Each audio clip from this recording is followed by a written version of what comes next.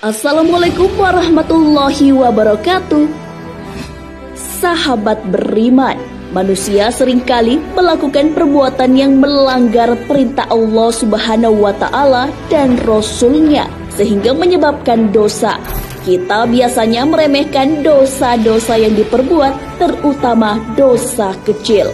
Namun tahukah kalian, dua dosa kecil yang sering kita sepelekan justru membawa siksa kubur? Dosa yang bagaimanakah itu?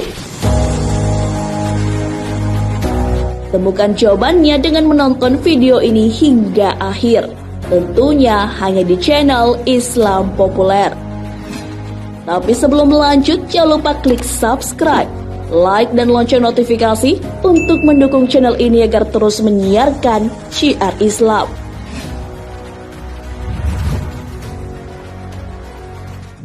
Dosa memiliki tingkatan yang berbeda, maka hukumannya di dunia dan di akhirat juga beragam.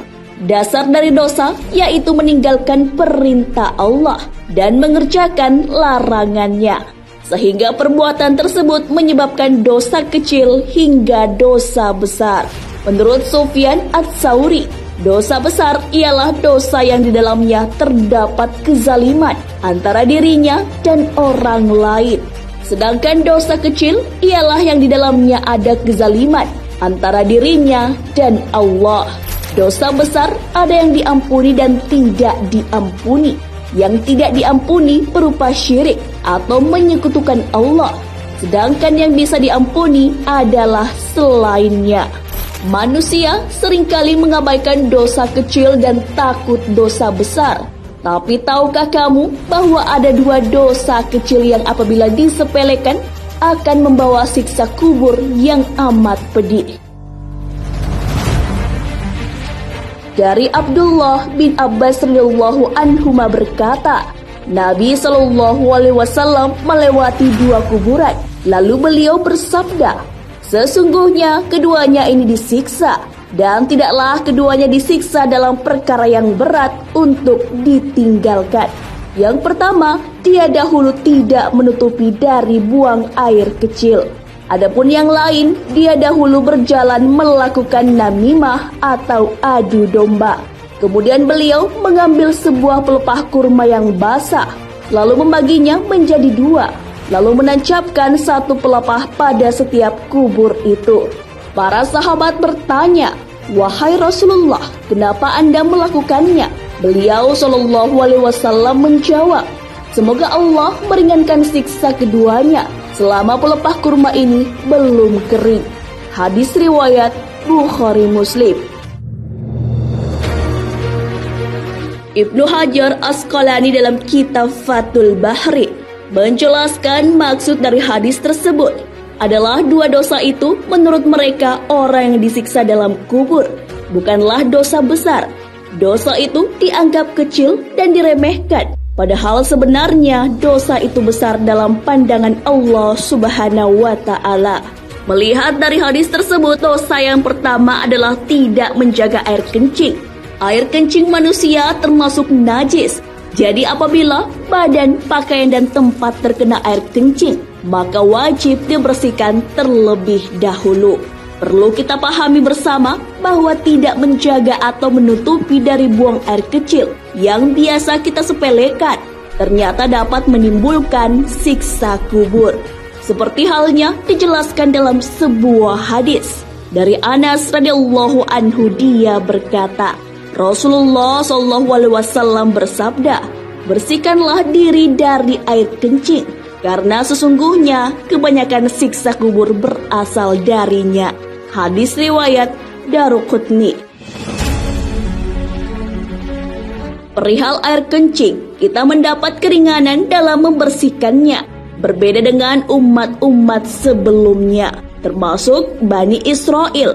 Pada zaman dahulu, bila pakaian mereka terkena najis, maka satu-satunya cara yang dapat dilakukan untuk mensucikan kembali pakaian tersebut adalah dengan memotong bagian yang terkena najis.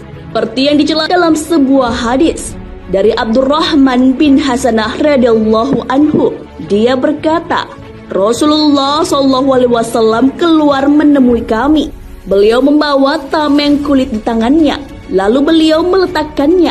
Kemudian beliau Shallallahu Alaihi Wasallam duduk, lalu buang air menghadap kepadanya, yakni menggunakan tameng itu sebagai penutup pen.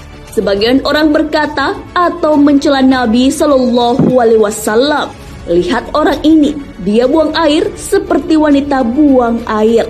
Yakni beliau Shallallahu Alaihi Wasallam sangat menjaga aurat ketika buang air pen. Nabi Shallallahu Alaihi Wasallam mendengarnya, maka beliau Shallallahu Alaihi Wasallam bersabda, kasihan engkau, tidakkah engkau tahu siksa yang menimpa seorang lelaki Bani Israel? Jika air kencing mengenai mereka, mereka biasa mengguntingnya dengan gunting. Lalu lelaki itu melarang mereka, sehingga dia disiksa di dalam kuburnya. Hadis riwayat Ibnu Majah. Dosa yang kedua yaitu namimah atau biasa disebut dengan adu domba, yang berarti menyebarkan suatu berita untuk merusak hubungan di antara sesama manusia. Perbuatan ini termasuk akhlak yang tidak terpuji, sama halnya dengan ghibah, fitnah, dan hasud. Berbicara mengenai lisan memang tidak ada habisnya. Banyak bahaya yang dapat ditimbulkan olehnya jika seseorang tidak dapat mengontrol atau menjaga lisannya. Seperti halnya dalam hadis yang menjelaskan tentang hukum namimah. Dari Huzaifah radhiyallahu anhu berkata, Rasulullah Shallallahu Alaihi Wasallam pernah bersabda, tidak masuk surga orang yang suka mengadu domba. Muttafaq alaihi. Di era media sosial saat sekarang ini, namimah makin dianggap remeh, padahal bisa mendatangkan siksa yang amat pedih di alam kubur. Dan dalam hadis tersebut juga Rasulullah Shallallahu Alaihi Wasallam menyebutkan bahwa orang yang suka mengadu domba tidak akan masuk surga. Jika ia tidak masuk surga, maka tidak ada tempat baginya di akhirat kecuali di neraka. Sahabat beriman, Islam adalah agama yang sempurna dan membawa kedamaian serta memperbaiki kehidupan di muka bumi. Semua perkara yang dibutuhkan manusia di dunia dan di akhirat telah dijelaskan. Sebagai orang yang beriman, biasakan untuk hidup bersih dan mengatakan perkataan yang benar, sebagaimana yang dijelaskan dalam firman Allah Subhanahu wa Ta'ala. Hai orang-orang yang beriman, bertakwalah kamu sekalian kepada Allah dan katakanlah perkataan yang benar. Niscaya Allah memperbaiki amalan-amalanmu dan mengampuni dosa-dosamu. Barang siapa mentaati Allah dan Rasul-Nya, maka sesungguhnya ia telah mendapat kemenangan yang besar. Quran Surah Al-Ahzab ayat 70 hingga 71. Wallahu a'lam bishawab. Sahabat beriman, jangan lupa berbagi informasi dengan share video ini, karena sebaik-baik manusia adalah yang paling bermanfaat bagi manusia. Wassalamualaikum warahmatullahi wabarakatuh.